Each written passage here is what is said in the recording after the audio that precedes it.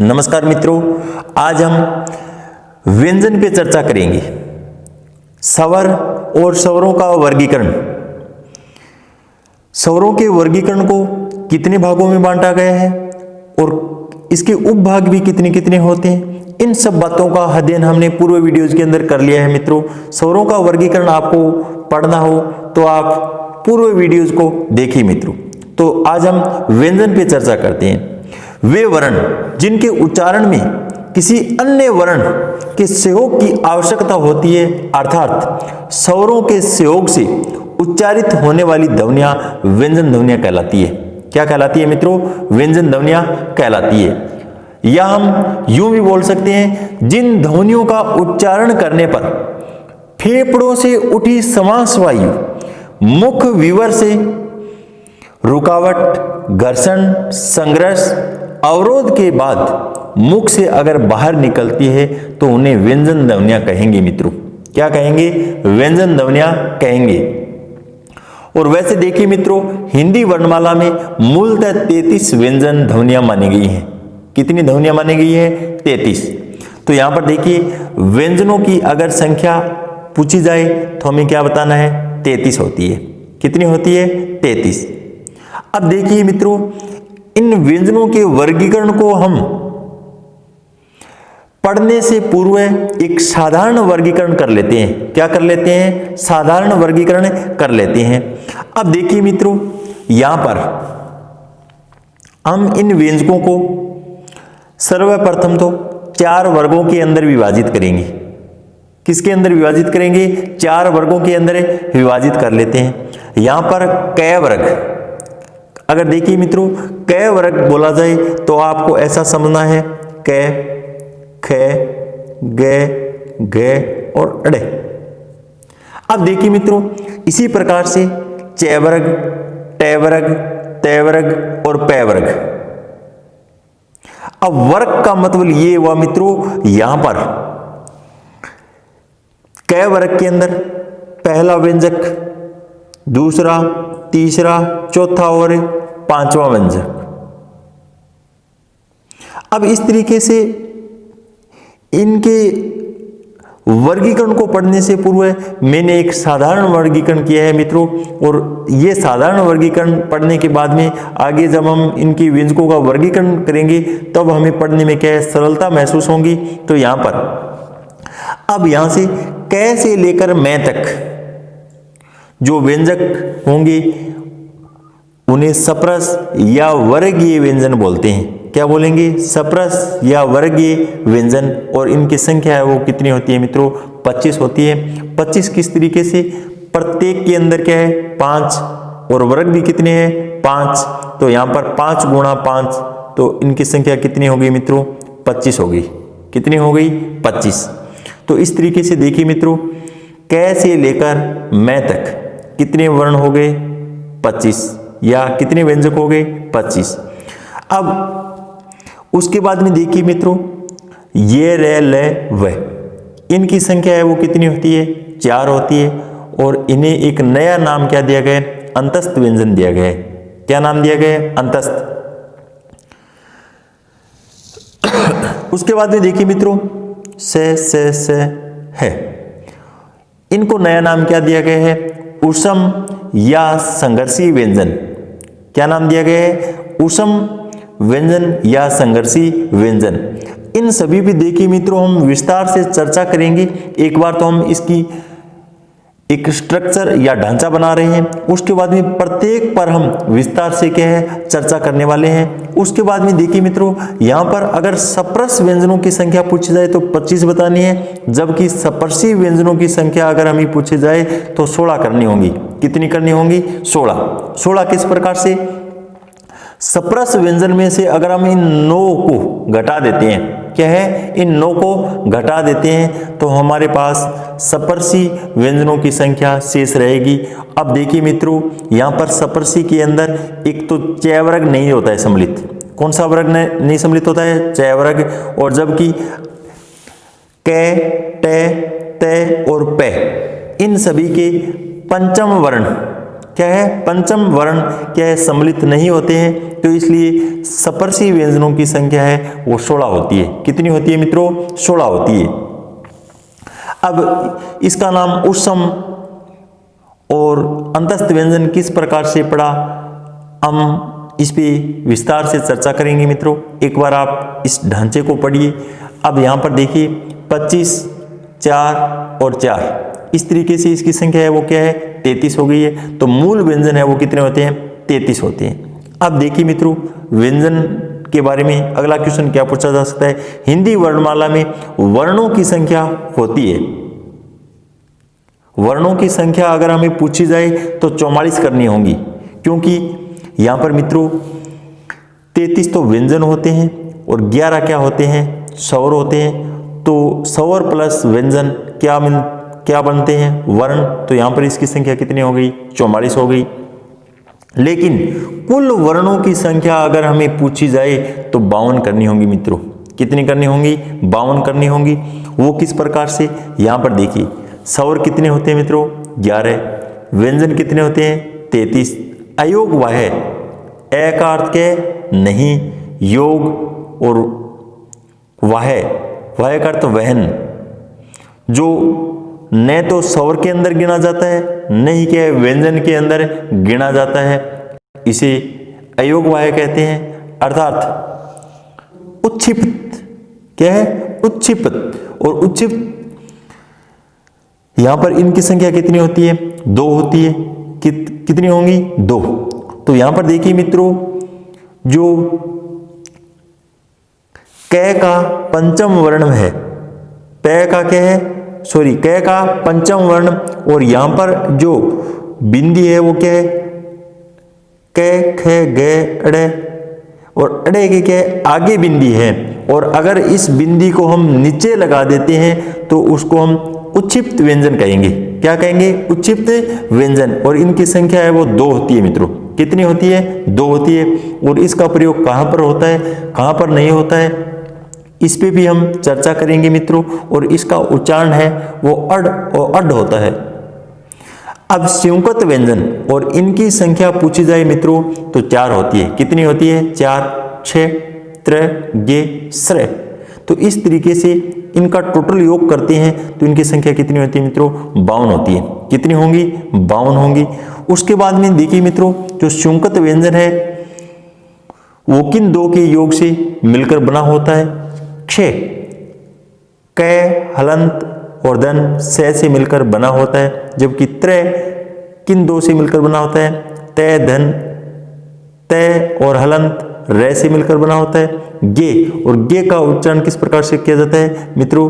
जय, हलंत और इ से किया जाता है। श्रय, और श्रय का निर्माण किन 2 अक्षरों से मिलकर बना होता है? स, हलंत, रे से मिलकर बना होता है। अब यहां पर देखिए मित्रों, संयुक्त अक्षरों की संख्या होती है, ऐसा क्वेश्चन भी हमें पूछा जा सकता है। तो कितनी होंगी? 4 होंगी। संयुक्त अक्षरों की संख्या भी पूछी जाए तो कितनी बतानी है? 4 बतानी है। अब यहां पर देखिए मित्रों, हम किसी भी वर्ण या अक्षर के 4 तरीके से बिंदु लगा सकते हैं। क्या है? 4 तरीके से क्या है? बिंदु लगा सकते हैं। वो किस प्रकार से? देखिए मित्रों, यहां पर हम एक ग्राफ की सहायता से समझ सकते हैं। ग्राफ की सहायता से किस प्रकार से? अब यहां पर देखिए, शिरो रेखा के ऊपर जो बिंदु लगता है, ऊपर जो बिंदु लगता है वो अनुस्वार होता है। क्या होता है मित्रों? अनुस्वार होता है। क्या होता है? अनुस्वार। और अनुस्वार इनकी संख्या अगर आपको पूछी जाए तो वो क्या होंगी? 11 होंगी, क्योंकि सभी स्वर के ऊपर है हम क्या है? अनुस्वार का प्रयोग कर सकते हैं। किसका प्रयोग कर सकते हैं? अनुस्वार का प्रयोग कर सकते हैं। तो अनुस्वारों की संख्या सभी स्वरों पे हम क्या है? कर सकते हैं। तो इनकी संख्या कितनी होंगी? 11 होंगी। अगर देखिए मित्रों, आगे हम क्या है? बिंदु लगाते हैं, और ऐसा बिंदु केवल और केवल सभी वर्णों के अंदर केवल और केवल एक जगह लगता है। वो क्या होगा मित्रों? कै वर्ग। क्या है? कै वर्ग। और कै वर्ग का पंचम, और कै वर्ग का पंचम क्या होगा, ये होता है। इसके अकेले के क्या है, आगे बिंदी लगती है। अब उसके बाद में देखिए मित्रों, यहां पर जो नीचे बिंदु लगती है, क्या है, नीचे बिंदु, उसे हम ताड़न जात चिन्ह भी कहते हैं, या उच्छिप्त, क्या बोलते हैं, उच्छिप्त, या फिर ताड़न जात। और ताड़न जात का अर्थ होता है मित्रों फेंका हुआ, क्या होता है, फेंका हुआ, ताड़न जात चिन्ह। और ये लगती है, वो क्या है, एक तो ये है और ये दूसरा क्या है, ये अड़ और अड। उसके बाद में देखिए मित्रों, नुक्ता का चिन्ह क्या है, पहले लगता है, क्या है, नुक्ता का चिन्ह पहले लगता है 5 जगह। और यहां पर नुक्ता है वो अरबी फारसी का है, किसका है मित्रों, अरबी और फारसी का, अरबी फारसी। और ये देखिए मित्रों कौन कौन से हैं, कै, ख, ग, ज और फे। अब देखिए मित्रों, नुक्ता का चिन्ह इन 5 के अलावा कहीं पर नहीं मिलेगा आपको। अगर नुक्ता का चिन्ह लग जाता है तो वो क्या है, विदेशी भाषा के अंदर चला जाता है। कौन सी भाषा के अंदर, विदेशी भाषा के अंदर। और एनसीईआरटी की गाइडलाइन के अगर तहत हम देखें तो मित्रों, ख, जे और फे, इन तीन जो वर्ण है इनके ही क्या है, नुक्ता का चिन्ह लगा हुआ है। जबकि अगर आपको इनकी संख्या पूछी जाए तो 5 करनी होंगी मित्रों। और लगभग जो एग्जाम हुए हैं और उसके अंदर अगर ऐसा क्वेश्चन पूछा जाए, नुक्ता चिन्ह कितने वर्णों के पहले लगता है, तो यहां पर हमें संख्या 5 बतानी होंगी मित्रों। उसके बाद में देखिए मित्रों, यहां पर जो उच्छिप्त व्यंजन 2 होते हैं, इनका प्रयोग कहां पर नहीं होता है और कहां पर होता है। हिंदी के शब्दों में नीचे बिंदी आएगी तो इसका मतलब देखिए मित्रों, वो तद्भव होंगे, वो क्या होंगे, तद्भव होंगी। अड और अड नहीं आते हैं। और कहां पर नहीं आएंगे मित्रों, देखिए यदि ये किसी शब्द के प्रारंभ में आ जाए। अब देखिए यहां पर प्रारंभ के अंदर ढ आ गया तो यहां पर नीचे उच्छिप्त या ताड़न जात का चिन्ह नहीं लगेगा मित्रों। और उसके बाद में देखिए मित्रों, अगर पंचम अक्षर यदि इनसे पहले अनुस्वार और इनसे पहले अधूरा पंचम अक्षर आ जाता है तो भी इनकी के यहां पर बिंदु नहीं लगेगी मित्रों। यदि इसका प्रयोग संस्कृत में हो जाए, जैसे सडानन, और ये तत्सम शब्द है, तो यहां पर क्या है, बिंदी का प्रयोग नीचे नहीं होगा मित्रों। उसके बाद में यदि इनका प्रयोग अंग्रेजी भाषा के शब्दों में, जैसे रोड, अब यहां पर देखिए मित्रों, अगर डी लिखा हुआ है तो रोड इस तरीके से लिखा जाएगा, यहां पर बिंदु का प्रयोग नहीं होगा। जैसे लाउड, अगर हमें देखिए मित्रों डी और डी एच लिखना है तो यहां पर इस तरीके से यहां नीचे बिंदु नहीं लिखा जाएगा। जबकि आर और आर एच कहीं पर लिखा गया है तो इसका मतलब ये हुआ नीचे क्या है, बिंदु है वो लिखा जाएगा। जैसे भीलवाड़ा लिखते हैं हम तो यहां पर क्या है, नीचे क्या है, बिंदु का चिन्ह आएगा। और गढ़ लिखते हैं, आर एच है तो यहां पर इसका मतलब क्या है, ढ के नीचे बिंदु का चिन्ह लगेगा। उसके बाद में देखिए मित्रों, हिंदी निर्देशालय 1966 के अनुसार कुल वर्णों की संख्या वो कितनी मानी है मित्रों, 52 मानी है। कितनी मानी है, 52। और हिंदी की मानक लिपि और वो क्या है, देवनागरी, और देवनागरी के अनुसार भी कुल वर्णों की संख्या कितनी मानी गई है मित्रों, 52 मानी गई है। तो अब देखिए अगला मेरा क्वेश्चन क्या है, हिंदी वर्णमाला में स्यूंकत वर्णों की संख्या होती है और वर्णों की संख्या अगर पूछी जाए मित्रों तो हमें कितनी करनी होंगी, 5 बतानी होंगी। क्योंकि वर्णों के अंदर स्वर प्लस व्यंजन क्या है, दोनों सम्मिलित होते हैं। जबकि अगर यहाँ पर स्यूंकत व्यंजनों की संख्या पूछी जाए मित्रों तो 4 बतानी होंगी। हमें क्या बतानी होंगी, 4 बतानी होंगी। यहाँ पर देखिए क्ष, त्र, गे, श्रे और दे। अब यहाँ पर देखिए मित्रों, दे को भी वर्णों के अंदर क्या है, सम्मिलित किया जाता है, तो इसलिए इसकी संख्या मैंने 5 बताइए। और यहाँ पर ये को अर्ध स्वर के अंदर गिना जाता है। ये को किसके अंदर गिना जाता है मित्रों? अर्ध स्वर के अंदर गिना जाता है। यहाँ पर देखिए ये रे ल व, और ये और व दोनों क्या है? अर्ध स्वर है। और अर्ध स्वर नाम से स्पष्ट है, जिसके अंदर हमें क्या है? संग्रस्त नहीं करना पड़े, इसीलिए तो इसे संग्रसहीन भी बोलते हैं। इसे क्या बोलते हैं? संग्रसहीन। जबकि र और ल के अंदर संग्रस करना पड़ता है, तो इसलिए इसे अर्ध व्यंजन कहेंगे। इसे क्या कहेंगे? अर्ध व्यंजन कहेंगे।